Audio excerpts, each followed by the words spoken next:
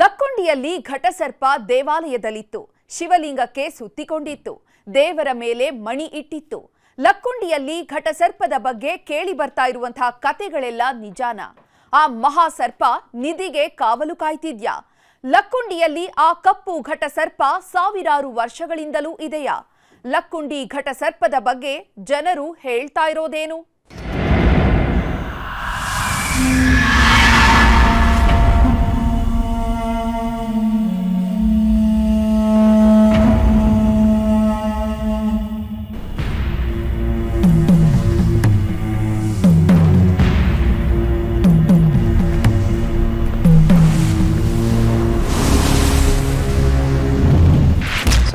Suddenly ಭಾಳ ಫಾಸ್ಟಾಗಿ ಹೋಗುತ್ತೆ ಸರ್.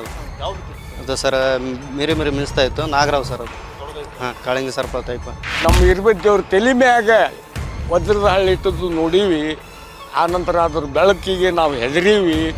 ಆನಂತರ ಆ ಗುಡಿ ಮಲಗದ ಬಿಟ್ಟಿವಿ ಇವತ್ತಿಗೆ ನಾವು. ಈಗ ನಿಮಗೆ ಉತ್ಕಲ ಚಲೋ ಆಗಿಂದನೇ ಭೇಟಿ ಕೊಟ್ಟೈತಿ ಅಂದ್ರೆ ಇದು ಏನು ಕಾದೈತೋ ಏನೋ. ಅದು ಬಹಳ ದೊಡ್ಡದಿದೆ. ಆದರೆ ನಮ್ಮ ಕಣ್ಣಿಗೆ ಕಂಡಿರೋದಂದ್ರೆ ಒಂದು ಇಷ್ಟು ಸರಿಸುಮಾರು ದಪ್ಪಂದ ಕಂತು ದೀಡ್ 2 ಮಾರು ಆಗ್ಬೋದು ರೀ. ಅದು ಮಿನ್ಸ್ತಾ ಇತ್ತು. ನಾಗರಾವ್ ಅಂತಾನೆ ನಮ್ಗೆ ತಿಳಿಯಾಗಿದೆ. ಕೂಲ ಪಾಲ ಎಲ್ಲ ಇದೆ. ಒಂದು 10 ಫೂಟ್ ಐತೆ ನೋಡ್ರಿ ಅದು ನಾಗರಾವ್. ಮೈ ತುಂಬ ಕೂಲ್ ಅದ್ರ ಸರ. ಒಳ್ಳಿನ ಜೊತೆಗೆ ಸ್ವಲ್ಪ ಕೋಲಿ ಅಂತ ಹಾಕಿದ್ರು. ಅದು ಹಿಂಗೆ ಮಾಡ್ತಿತ್ತು. ನಿಂತು ನೋಡಿದೆ, ಹಿಂಗೆ ತೋರಿಸ್ತು ನನಗೆ. ಬಾ ಬಾ ಬಾ ಬಾ ಬಾ ಏನಪ್ಪ ಇದು, ಎಂಥ ಸರ್ಪಪ್ಪ ಇದು ಅಂದು ನಾನು ನೀರು ಚೆಲ್ಲಿ ನಮ್ಮ ಮನೆಗೆ ಬಂದೆ. ದೊಡ್ಡ ಸರ್ಪ ಅದೇನು ಸಾಮಾನ್ಯ ಸರ್ಪ ಇಲ್ಲ. ನೋಡಿದ್ರೆ ಭಯ ಅಂತ ಕಟ್ಟಿಸೋಕೆ ಆ ಥರ ಭಯ ಆಗಿತ್ತು ನನಗೆ.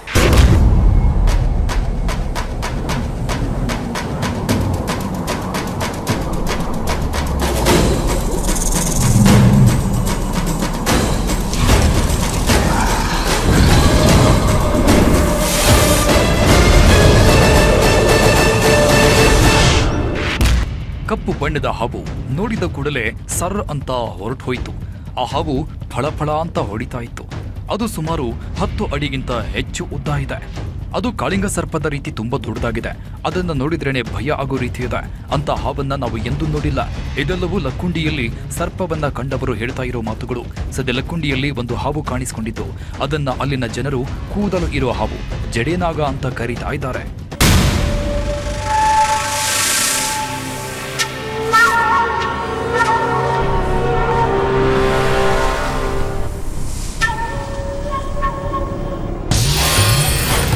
ಶಿಲೆಯ ಮೇಲೂ ಮಿರ ಮಿಂಚುತ್ತಿರುವುದೇಗೆ ಜಡೇನಾಗ.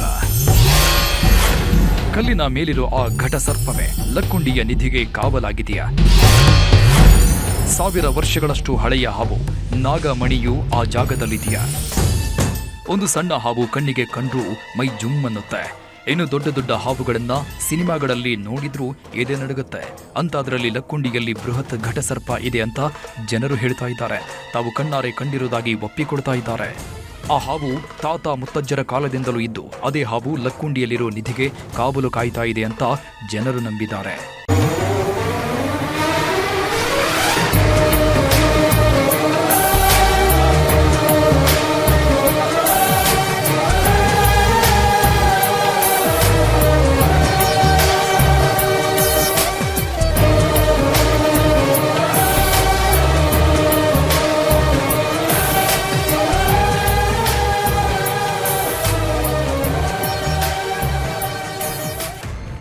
ದೇವರು ದೇವಾಲಯಗಳು ಇರುವ ಜಾಗದಲ್ಲಿ ಹಾವುಗಳು ಇದ್ರೆ ಆ ಭಾಗದಲ್ಲಿ ನಿಧಿ ಇದೆ ಅಂತ ಜನರು ಬಲವಾಗಿ ನಂಬುತ್ತಾರೆ. ನಿಧಿ ಎಲ್ಲೇ ಇದೆ ಅನ್ನೋ ಮಾತುಗಳು ಕೇಳಿ ಬಂದ್ರು. ಅದರ ಜೊತೆಗೆ ನಿಧಿಗೆ ಕಾವಲು ಇರೋ ಸರ್ಪಗಳ ಬಗ್ಗೆಯೂ ಸುದ್ದಿ ಕೇಳಿ ಬರುತ್ತೆ. ಕೇರಳದ ಅನಂತ ಪದ್ಮನಾಭ ದೇವಾಲಯದಲ್ಲೂ ಘಟಸರ್ಪದ ಭೀತಿಯಿಂದ ಒಂದು ಕೋಣೆಯನ್ನ ತೆಗೆಯದೆ ಬಿಟ್ಟಿದ್ದಾರೆ. ಅಂತದ್ರಲ್ಲಿ ಈಗ ಲಕ್ಕುಂಡಿಯಲ್ಲಿ ಸರ್ಕಾರ ಉತ್ಖನನ ಮಾಡೋ ವೇಳೆಗೆ ಒಂದು ಸರ್ಪ ಪ್ರತ್ಯಕ್ಷವಾಗಿದೆಯಂತೆ.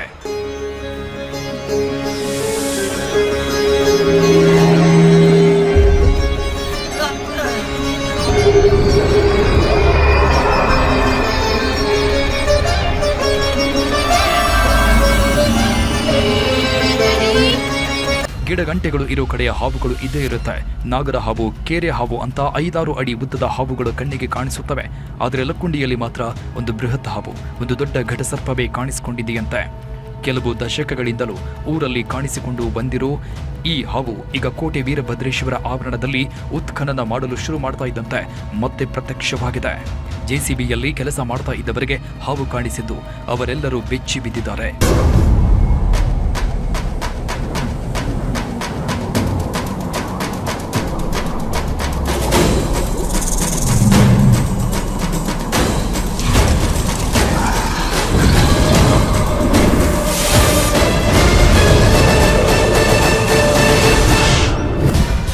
ಈ ಹಿಂದೆಯೇ ಲಕ್ಕುಂಡಿಯಲ್ಲಿ ಒಬ್ಬ ವ್ಯಕ್ತಿ ತಾನು ಘಟಸರ್ಪವನ್ನ ನೋಡಿದ್ದಾಗಿ ಹೇಳಿಕೊಂಡಿದ್ದ. ಭರಮಪ್ಪ ಕಟ್ಟೆ ಬಳಿ 7 ಕೊಪ್ಪರಿಗೆ ಚಿನ್ನ ಇರುವುದು ಸತ್ಯ, ಅದೇ ರೀತಿ ಅಲ್ಲಿ ಘಟಸರ್ಪ ಕಾಯ್ತಾ ಇರುವುದು ಸತ್ಯ ಅಂತ ಊರಿನ ಹಿರಿಯರೊಬ್ಬರು ಹೇಳಿದ್ರು. 15 ವರ್ಷಗಳ ಹಿಂದೆ ಭರಮಪ್ಪ ಕಟ್ಟೆ ಬಳಿ ಒಬ್ಬ ವ್ಯಕ್ತಿ ಘಟಸರ್ಪವನ್ನ ನೋಡಿದ್ರಂತೆ. ಘಟಸರ್ಪ ಅಂದ್ರೆ ಅಂತ ಇಂಥ ಸರ್ಪ ಅಲ್ಲ, ಅದು ತುಂಬಾ ದೊಡ್ಡದಾಗಿತ್ತು. ಕಪ್ಪು ಬಣ್ಣದಲ್ಲಿದ್ದ ಆ ಹಾವನ್ನ ನೋಡಿ ಚೊಂಬು ತೆಗೆದುಕೊಂಡು ಹೋಗಿ ಕುಂತಿದ್ದ ವ್ಯಕ್ತಿ ಅಲ್ಲಿಂದ ಎದ್ದೋ ಬಿದ್ನೋ ಅಂತ ಓಡಿ ಬಂದಿದ್ರಂತೆ. ಆ ದೃಶ್ಯ ಇನ್ನೂ ಅವರ ಕಣ್ಮುಂದಿದೆ. ನೋಡ್ರಿ, ನಾನು ಬೆಳಿಗ್ಗೆ 5:30-6 ಗಂಟೆಗೆ ಎರಡಕ್ಕೆ ಹೊಂಟಿದ್ದೆ. ತೆಂಬಿ ತೊಗೊಂಡು ಹೋಗ್ಬೇಕಾದ್ರೆ ಸೂರ್ಯನ ಬಿಸಿಲು ಅದು ಕಾಣಿಸ್ತಿತ್ತು. ನಾನು ಏನಪ್ಪ ಇದು ಅಂತ ಲಕ್ಷ್ಯ ಕೊಟ್ಟು ನೋಡಿದೆ. ಅಲ್ಲಿ ಹಳೆ ಕಾಲದ 2 ಒಳ್ಳು ಆ ಒಳ್ಳಿನ ಜೊತೆಗೆ ಸ್ವಲ್ಪ ಕೋಲಿ ಅಂತ ಹಾಕಿದ್ರು. ಅದು ಹಿಂಗೆ ಮಾಡ್ತಿತ್ತು. ನಿಂತು ನೋಡಿದೆ, ಹಿಂಗೆ ತೋರಿಸಿ ನನಗೆ. ಬಾ ಬಾ ಬಾ ಬಾ ಬಾ ಏನಪ್ಪ ಇದು ಎಂಥ ಶರಪಪ್ಪ ಇದು ಅಂದು ನಾನು ನೀರು ಚೆಲ್ಲಿ ನಮ್ಮ ಮನೆಗೆ ಬಂದೆ. ಅಷ್ಟು ಭಯ ತೆಂಗಿ ತೊಗೊಂಡು ಹೋದವ ವಾಪಸ್ ಬಂದೆ ನಾನು. ಖರೆ ಕಾಳಿಂಗ ಅದೇನು ಹಿಂಗೆ ಮಾಡ್ತಿಪ್ಪ ಮರ. ನನಗೆ ಭಯ ಅಂದ್ರೆ ಅಷ್ಟು ಭಯ ಹೋಗ್ಬಿಡ್ತಿತ್ತು. ತೆಂಗಿ ತೊಗೊಂಡು ಹೋದವ ನೀರು ಚೆಲ್ಲಿ ಮನೆಗೆ ಬಂದೆ. ಕೈಕಾಲು ತರ ನಾಕತ್ತಿದ್ದು ನಾನು.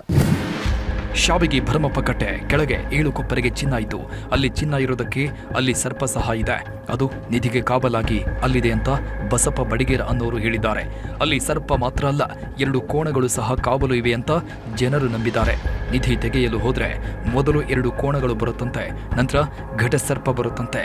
ಅದಕ್ಕೆ ಅಲ್ಲಿ ಎಂಥ ಮಂತ್ರವಾದಿಗಳು ಬಂದರೂ ನಿಧಿಯನ್ನ ಆಚೆ ತೆಗೆಯಲು ಸಾಧ್ಯ ಆಗಿಲ್ಲವಂತೆ. ನಿಧಿ ತೆಗೆಯಲು ಹೋದ್ರೆ ಸರ್ಪ ಅಟ್ಟಿಸಿಕೊಂಡು ಬರುತ್ತೆ ಅಂತ ಅಲ್ಲಿನ ಜನರು ಹೇಳ್ತಾ ಇದ್ದಾರೆ.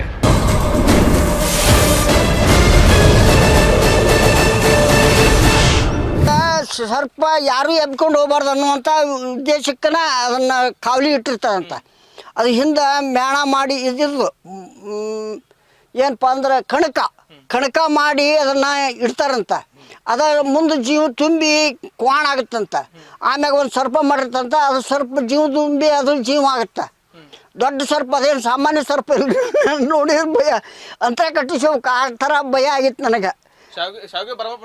ಆ ದೇವಸ್ಥಾನ ಅಲ್ಲಿ 7 ಕೊಪ್ಪರಿಗೆ ಒಂದು ಹಂಡೆ ಅಂತಾರ ಏನ್ರಿ, ಅದೇನು ಸಾಮಾನ್ಯದ್ದಿಲ್ಲ, ಯಾರೂ ಹೋಗಿಲ್ಲ ಅಲ್ಲಿ.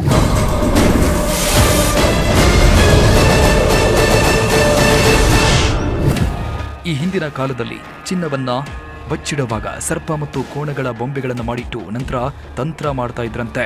ಅದರಿಂದ ಆ ಬೊಂಬೆಗಳಿಗೆ ಜೀವ ಬಂದು ಅವು ನಿಧಿಯನ್ನ ಕಾಪಾಡುವ ಕೆಲಸ ಮಾಡುತ್ತವೆ ಅನ್ನೋದು ಊರಿನ ಹಿರಿಯರ ನಂಬಿಕೆ.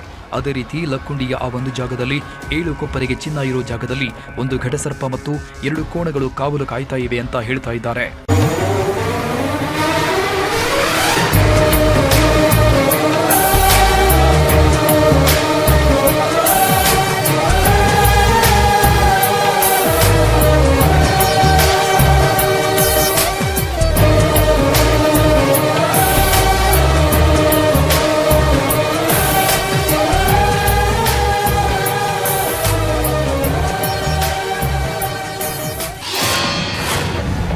ವರ್ಷಗಳ ಹಿಂದೆ ಕಾಣಿಸಿತ್ತು ಘಟಸರ್ಪ. ನಿಧಿ ತೆಗೆಯಲು ಹೋದ್ರೆ ಹಾವು ಪ್ರತ್ಯಕ್ಷ ಆಗುತ್ತಾ? ಲಕ್ಕುಂಡಿಯಲ್ಲಿ ಬಂಗಾರ ಇದೆ ಅನ್ನೋದು ಸಾಕಷ್ಟು ಜನರಿಗೆ ಗೊತ್ತಿದೆ. ಊರಿನಲ್ಲಿರೋ ಎಲ್ಲರಿಗೂ ಗೊತ್ತಿದೆ. ಎಲ್ಲಿ ಹುಡುಕಾಡಿದರೆ ನಿಧಿ ಸಿಗಬಹುದು ಅನ್ನೋದು ಗೊತ್ತಿದೆ. ಆದರೂ ಆ ಊರಿನ ಜನರು ನಿಧಿ ಹುಡುಕಲು ಭಯಪಡ್ತಾರೆ. ನಿಧಿ ಹುಡುಕೋದು ಇರಲಿ, ಸಿಕ್ಕಿದ ನಿಧಿಯನ್ನೇ ವಾಪಸ್ ಕೊಟ್ಬಿಡ್ತಾರೆ. ಕಸ್ತೂರವ ರೀತಿ ತಮಗೆ ಸಿಕ್ಕಿದ 470 ಗ್ರಾಂ ಚಿನ್ನವನ್ನ ಸರ್ಕಾರಕ್ಕೆ ಒಪ್ಪಿಸಿದ್ದಾರೆ. ಆದರೆ ಕೆಲವರು ಸಿಕ್ಕ ಚಿನ್ನವನ್ನ ತಾವೇ ಇಟ್ಕೊಂಡು ಸಾಕಷ್ಟು ಸಮಸ್ಯೆಗಳನ್ನ ಎದುರಿಸಿದ್ದಾರೆ. ಇನ್ನು ಕೆಲವರು ಇಲ್ಲಿಗೆ ಬಂದು ನಿಧಿಯನ್ನ ಹುಡುಕುವ ಕೆಲಸ ಮಾಡಿದ್ದು ಅವರಿಗೂ ಸಮಸ್ಯೆಗಳು ಎದುರಾಗಿದೆಯಂತೆ. ಈ ಹಿಂದೆ ಸಾವಗಿ ಭರಮಪ್ಪ ದೇವಸ್ಥಾನದ ಬಳಿ ನಿಧಿಗೆ ಕನ್ನ ಹಾಕಿದ್ರಂತೆ. ಆದರೆ ಅವರು ನಿಧಿ ತೆಗೆಯೋ ಪ್ರಯತ್ನದಲ್ಲಿ ರಕ್ತಕಾರಿ ಸತ್ತಿದ್ದಾರೆ ಅಂತಲೂ ಹಿರಿಯರು ಹೇಳ್ತಾರೆ. ಯಾರ ತಜ್ಞರು ಬಂದಿದ್ರಿ, ಅವರು ಅಲ್ಲೇ ಎಬ್ಸಕ್ಕಂತ ಬಂದಿದ್ರಂತ ರಕ್ತ ಕಾರ್ಕೊಂಡು ಸತ್ತ. ನಿಧಿಗೆ ಘಟಸರ್ಪ ಕಾವಲು ಇರುತ್ತೆ ಅನ್ನೋ ವಿಚಾರ ಊರೆಲ್ಲ ಓಡಾಡ್ತಾ ಇರುವಾಗಲೇ ಕೋಟೆ ವೀರಭದ್ರೇಶ್ವರ ದೇವಾಲಯದ ಬಳಿ ಹಾವೊಂದು ಕಾಣಿಸಿದೆ. ಅದು ಸಹ ಬೃಹತ್ ಹಾವಾಗಿತ್ತು. ಅದರ ಮೈ ಮೇಲೆ ಕೂದಲುಗಳಿವೆ. 3 ಇಂಚಿನಷ್ಟು ಕೂದಲು ಇರೋ ಹಾವು ಕಾಣಿಸಿದೆ ಅಂತ ಊರಿನವರು ಹೇಳ್ತಾ ಇದ್ದಾರೆ. ಇದೇ ಹಾವು 100 ವರ್ಷಗಳಿಂದ ಗ್ರಾಮಸ್ಥರಿಗೆ ಕಾಣಿಸಿದೆ. ಹಾಗಾಗಿ ಇದೇ ಹಾವು ಊರಲ್ಲಿರೋ ನಿಧಿಗೆ ಕಾವಲು ಕಾಯ್ತಾ ಇರಬಹುದು ಅಂತ ಜನರು ಅಭಿಪ್ರಾಯ ಪಡ್ತಾ ಇದ್ದಾರೆ.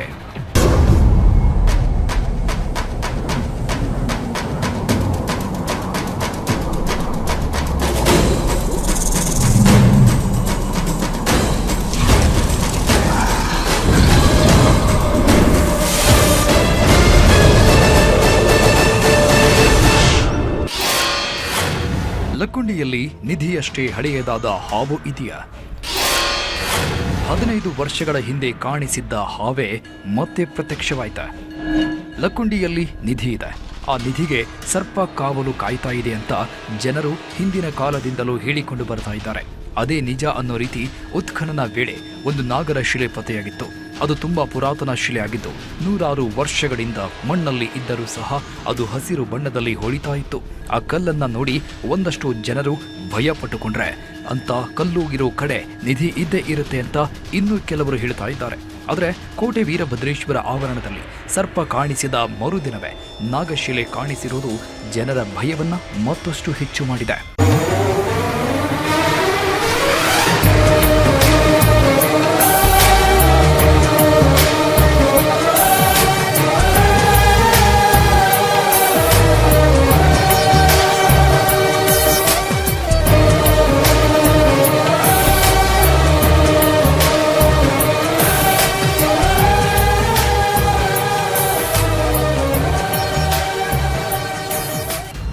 ದಿನಗಳ ಹಿಂದೆ ಉತ್ಖನನ ಮಾಡೋ ಜಾಗದಲ್ಲಿ ಬೃಹತ್ ಹಾವು ಕಾಣಿಸಿತ್ತು.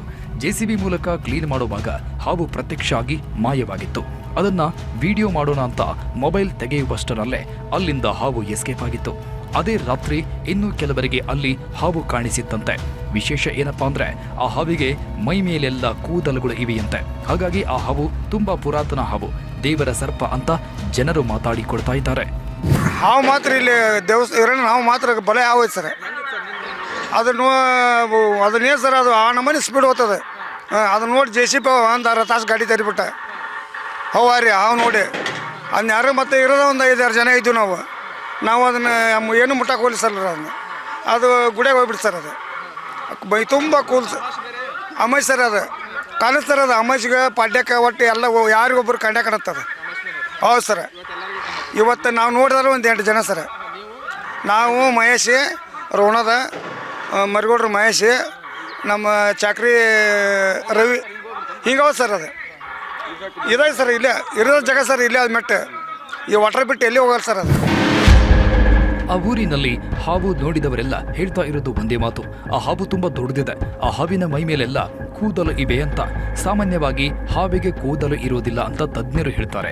ಆದರೆ ಲಕ್ಕುಂಡಿಯಲ್ಲಿ ಮಾತ್ರ ಹಾವು ನೋಡಿರೋ ಪ್ರತಿಯೊಬ್ಬರು ಹಾವಿಗೆ ಕೂದಲು ಇರೋದು ಸತ್ಯ ಅಂತ ಹೇಳ್ತಾ ಇದ್ದಾರೆ. ಹಾಗಾಗಿ ಲಕ್ಕುಂಡಿಯಲ್ಲಿ ಇರೋ ಹಾವಿಗೆ ಕೂದಲು ಇದ್ದರೂ ಇರಬಹುದು ಅಂತ ಜನರೆಲ್ಲರೂ ನಂಬುವಂತೆ ಆಗಿದೆ.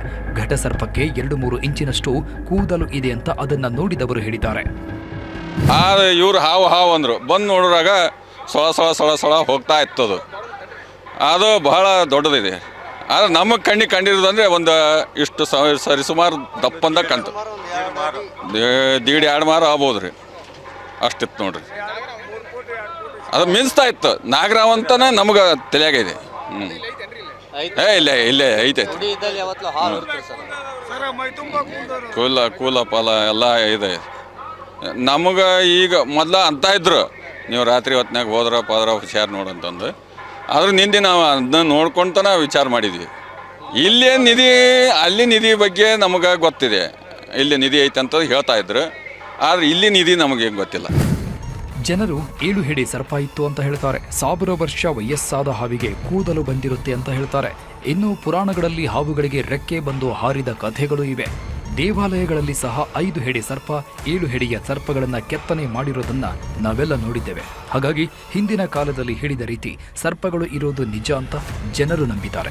ಈಗ ಲಕ್ಕುಂಡಿಯಲ್ಲಿ ಜಡೇನಾಗ ಕಾಣಿಸಿರೋದು ಸಹ ಸತ್ಯ ಅಂತ ಜನರು ವಾದ ಮಾಡ್ತಾ ಇದ್ದಾರೆ. ಇನ್ನು ಲಕ್ಕುಂಡಿಯಲ್ಲಿ ಅಮಾವಾಸ್ಯೆ ಹುಣ್ಣಿಮೆಗಳಂದು ಆ ಘಟಸರ್ಪ ಕಾಣಿಸಿಕೊಳ್ತಾ ಇತ್ತು. ಅದರ ಬಳಿ ನಾಗಮಣಿ ಸಹ ಇದೆಯಂತೆ. ಅದು ಕೆಲವೊಮ್ಮೆ ನಾಗಮಣಿಯನ್ನ ದೇವರ ಮೇಲೆ ಇಟ್ಟು ಪೂಜಿಸುತ್ತೆ. ಅದನ್ನು ನಾವು ನೋಡಿದ್ದೇವೆ ಅಂತ ಗ್ರಾಮಸ್ಥರು ಹೇಳ್ತಾ ಇದ್ದಾರೆ. ಆದರೆ ಅಲ್ಲಿರೋ ಹಾವು ಇದುವರೆಗೂ ಊರಿನವರಿಗೆ ಯಾವುದೇ ತೊಂದರೆ ಮಾಡಿಲ್ವಂತೆ. ಆದರೆ ನಿಧಿಯನ್ನ ಹೊರತೆಗೆಯುವ ಪ್ರಯತ್ನ ಮಾಡಿದ್ರೆ ಆ ಸರ್ಪ ಜನರಿಗೆ ಸಮಸ್ಯೆ ತಂದೊಡ್ಡಬಹುದು ಅನ್ನೋ ಮಾತಿದೆ. ಪ್ರತಿಯೊಂದು ಗುಡಿಗೂ ಸರ್ಪ ಕಾವಲಿ, ಆದರೆ ಕೋಣನ ಕಾವಲಿ, ಇಲ್ಲಿ ಸಿಗುವಂಥ ವಸ್ತುಗಳ ಸಂಗ್ರಹಾಲಯಕ್ಕೆ ಅದು ಕಾಯ್ತಾ ಇರ್ತೈತಿ. ನಿಮ್ಗೆ ಏನಾದ್ರು ಅದು ಕಾಯಿ ಹೊಟ್ಟಿನಾಗ ನಾವು ಭೇಟಿ ಆದರೆ ನಮ್ಮನ್ನು ಅಲ್ಲೋಲ ಕಲ್ಲೋಲ ಮಾಡ್ಬೋದು. ಅದನ್ನು ಈಗ ಜನರು ಮಾಡುವಂಥ ಕೆಲಸ ಅದು ಭಾಳ ಹುಷಾರಿಲಿಂದ ಮಾಡ್ಬೇಕ್ರಿ ಇದನ್ನು. ಯಾಕಂದರೆ ಅದು ಕಾವಲಿಗೆ ಅದು ನಿಜವಾದ ರೂಪದೊಳಗೆ ಬಂದು ನಿಮ್ಮನ್ನು ಏನಾರ ತೊಂದರೆ ಮಾಡೈತೆ ಅನ್ನೋ ಒಂದು ಉದ್ದೇಶ ಎಲ್ಲರಿಗೂ ಕುತೂಹಲ ಜನರಿಗೆ ಐಟೇ ಇರ್ತವೆ. ಹಾಗಾಗಿ ಲಕ್ಕುಂಡಿ ಒಳಗೆ ಎಲ್ಲಿ ಗುಡಿ ಒಳಗೆ ಏನೋ ತರದ ಸಿಕ್ಕರೆ ಬಿಟ್ಟು ಓಡಿ ಹೋಗುವಂಥ ವಸ್ತು ಆಯವ್ರಿ ಕೆಲವೊಬ್ಬರಿಗೆ. ಲಕ್ಕುಂಡಿಯಲ್ಲಿ ಜಾತ್ರೆ ಮಾಡೋ ಸಮಯದಲ್ಲಿ ಅಥವಾ ಅಮಾವಾಸ್ಯೆ, ಹುಣ್ಣಿಮೆ ಸಮಯಗಳಲ್ಲಿ ಮಾತ್ರ ಆ ಘಟಸರ್ಪ ಕಾಣಿಸ್ತಾ ಇತ್ತು. ಆದರೆ ಈಗ ಕೋಟೆ ವೀರಭದ್ರ ಆವರಣದಲ್ಲಿ ಉತ್ಖನನ ಮಾಡ್ತಾ ಇರೋದಕ್ಕೆ ಎರಡೆರಡು ಬಾರಿ ಪ್ರತ್ಯಕ್ಷ ಆಗಿದೆ. ಕಳೆದ 15 ವರ್ಷಗಳ ಹಿಂದೆ ಕಾಣಿಸಿದ ಸರ್ಪವೇ ಈಗಲೂ ಕಾಣಿಸಿದೆ ಅಂತ ಅದನ್ನ ನೋಡಿದವರು ಹೇಳ್ತಾ ಇದ್ದಾರೆ. ಹಾಗಾಗಿ ಇದು ಸಾವಿರಾರು ವರ್ಷಗಳಿಂದ ನಿಧಿಯನ್ನ ಕಾಪಾಡಿಕೊಂಡು ಬಂದಿರೋ ಹಾವು. ಅದಕ್ಕೆ ಅದರ ಮೇಲೆ ಕೂದಲು ಸಹ ಬೆಳೆದುಕೊಂಡಿದೆ ಅಂತ ಗ್ರಾಮಸ್ಥರು ಹೇಳ್ತಾ ಇದ್ದಾರೆ. ಪ್ರತಿಯೊಮ್ಮೆ ಒಬ್ಬ ಕೆಲವೊಂದು ಜನ ಹಿಂದೆ ನೋಡ್ಯಾರ ಇದನ್ನ ಹಾವನ್ನ. ಅದು ಈಗಲೂ ಅದ ಹವಾ ಐತಿ ಓಡ್ರಿ. ಆ ಮೈಕ್ ತುಂಬ ಕೂಲ್ದ ಒಂದು ಬಾಲ್ದಾಗ ಸರ್ ಇದು ಕಂಡದವ್ರು ನಡೋ ದುಬ್ಬದಾಗ ಒಂದೊಂದು ಗೇಣು ಅದಾವ್ರಿ. ಅದಕ್ಕೆ ಊದಲ್ಲ ಆ ಹಾವು ನಿಜವಾದ ಇರುವಂಥ ಹಾವು ಅದು ಕರೆಯವು. ಆದರೆ ಆ ಗುಡಿ ಒಳಗೆ ನಾವು ಕೆಲವೊಂದು ಫಸ್ಟಿಗೆ ನಾವು ಜಾತ್ರೆ ಮಾಡೋ ಕಂಡೀವಿ. ಈಗಲೂ ಕಂಟಿದ್ದೆ ಅಂದ್ರೆ ನಮ್ಗೆ ದೇವರಿಂದ ಅದಾನ ಅನ್ನೋದು ಒಂದು ಸಿದ್ಧ ಆಯ್ತು. ಜಡೆ ನಾಗನ ಜೊತೆಗೆ ನಾಗಮಣಿಯೂ ಇದೆಯಾ? ಲಕ್ಕುಂಡಿಯಲ್ಲಿ ಕೂದಲು ಇರೋ ಹಾವು ಮಾತ್ರ ಅಲ್ಲ, ಅಲ್ಲಿರೋ ಹಾವಿನ ಜೊತೆಗೆ ನಾಗಮಣಿಯೂ ಇದೆಯಂತೆ. ಅದನ್ನು ಊರಿನವರು ನೋಡಿದ್ದಾರೆ. ಇನ್ನು ದೇವಸ್ಥಾನ ಇರೋ ಕಡೆ ಹಾವು ಇರೋದು ಸರ್ವೇ ಸಾಮಾನ್ಯ ಅಂತ ಹೇಳ್ತಾ ಇರೋ ಜನರು ವೀರಭದ್ರನ ದೇವಾಲಯದ ಬಳಿಯೇ ಹಾವನ್ನ ಸಾಕಷ್ಟು ಬಾರಿ ನೋಡಿದ್ದೇವೆ. ಅದಕ್ಕೆ ಅದು ದೇವರ ಹಾವು, ಅದು ದೇವಾಲಯ ಬಿಟ್ಟು ಬೇರೆ ಕಡೆಗೆ ಹೋಗುವುದಿಲ್ಲ ಅಂತ ಹೇಳ್ತಾ ಇದ್ದಾರೆ. ಇನ್ನು ಪುರಾತನ ಹಾವುಗಳ ಬಳಿ ನಾಗಮಣಿಯೂ ಇರುತ್ತೆ ಅನ್ನೋ ನಂಬಿಕೆ ಇದೆ. ಅದೇ ರೀತಿ ಲಕ್ಕುಂಡಿಯಲ್ಲಿರೋ ಘಟಸರ್ಪದ ಬಳಿಯೂ ನಾಗಮಣಿ ಇದೆಯಂತೆ. ಅದನ್ನು ಊರಿನ ಜನರು ನೋಡಿದ್ದಾರೆ. ನಾವು ನೋಡೋಕಲ್ಲಿ ಅಂದ್ರೆ ನಮ್ಮ ಇರ್ಬೇಕು ದೇವ್ರ ತಲೆ ಮ್ಯಾಗ ವಜ್ರದ ಹಳ್ಳಿ ಇಟ್ಟದ್ದು ನೋಡೀವಿ. ಆನಂತರ ಅದ್ರ ಬೆಳಕಿಗೆ ನಾವು ಹೆದರೀವಿ. ಆನಂತರ ಆ ಗುಡಿಯ ಮಲಗದ ಬಿಟ್ಟಿವಿ. ಇವತ್ತಿಗೆ ನಾವು ಏನೇ ಇದ್ದರೂ ಸೇವೆ ಮಾಡೋದು, ಹೊರಗೆ ಬಂದುಬಿಡೋದು, ಆ ಥರ ನಾವು ನಡೆಸೀವಿ ಇಲ್ಲಿವರೆಗೂ. ಆದರೆ ಈವರೆಗೂ ನಮ್ಗೆ ಹಳ್ಳಿ ಮುಖಕ್ಕೆ ಬಂದಿದ್ದಿಲ್ಲ ಅದು. ಈಗ ನಿಮಗೆ ಉತ್ಕಲ ಚಲೋ ಆಗಿಂದನೇ ಭೇಟಿ ಕೊಟ್ಟೈತೆ ಅಂದ್ರೆ ಇದು ಏನು ಕಾದೈತೋ ಏನೋ. ನಾಗರ ಹಾವು, ನಾಗಮಣಿ, ನಾಗರಕಲ್ಲು, ನಾಗಬಂಧ ಅಂತ ಈ ಲಕ್ಕುಂಡಿಯಲ್ಲಿ ಸರ್ಪದ ವಿಚಾರಗಳು ಜೋರಾಗಿ ಹರಿದಾಡ್ತಾ ಇವೆ. ಅದರಲ್ಲೂ ರಾಜರ ಕಾಲದ ನಿಧಿಗೆ ಜಡೆನಾಗರನ ರಕ್ಷಣೆ ಅಂತ ನಂಬ್ತಾ ಇತ್ತು. ಜನರು ನಿಧಿಯನ್ನ ಮುಟ್ಟೋದೇ ಬೇಡ ಅಂತಲೂ ಹೇಳ್ತಾ ಇದ್ದಾರೆ. ಆದರೆ ಸರ್ಕಾರ ಮಾತ್ರ ಯಾವುದಕ್ಕೂ ತಲೆ ಕೆಡಿಸಿಕೊಳ್ಳದೆ ಉತ್ಖನನ ಮಾಡ್ತಾ ಇದ್ದು ಮುಂದೆ ಏನು ಸಮಸ್ಯೆ ಎದುರಾಗುತ್ತೋ ಅಂತ ಜನ ಭಯ ಪಡ್ತಾ ಇದ್ದಾರೆ.